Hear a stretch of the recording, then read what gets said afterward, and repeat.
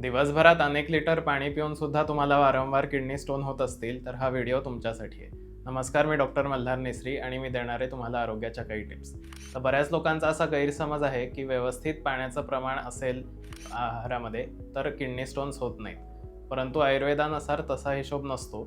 आयुर्वेदानुसार पाण्याचं सुद्धा शरीरात जाऊन पचन व्हायला लागतं. त्यामुळे तुम्हाला जर अंडरलाईंग काही इतर मेटाबॉलिक किंवा पचनाचे त्रास असतील तर त्याच्यामुळे वारंवार किडनी स्टोन होण्याची प्रक्रियाही होत असते, ना की पाण्याचं प्रमाण कमी पडत असल्यामुळे. किडनी स्टोनचे मुळात दोन प्रकार असतात, एक कॅल्शियम ऑक्झलेट आणि दुसरा युरिक ॲसिड.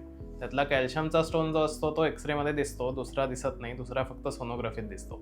दोन्हीची लक्षणं सेम असल्यामुळे लक्षणांनुसार तुम्हाला कळणार नाही की तुम्हाला कुठल्या प्रकारचे होतात.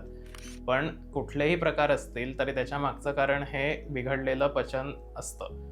बिघडलेलं पचन म्हणजे कायम पोटात बिघडलेलं असेल असं नाही. वेगवेगळ्या शरीराच्या टिश्यूंमध्ये जे पचन होत असतं त्याच्यापैकी कुठलीही लेवल बिघडली तरी वारंवार किडनी स्टोन होण्याची तक्रार होऊ शकते. तर त्यासाठी व्यवस्थित तुमचं डायग्नोसिस करून त्यानुसार कॉम्बिनेशन बनवून औषधं द्यायला लागतात.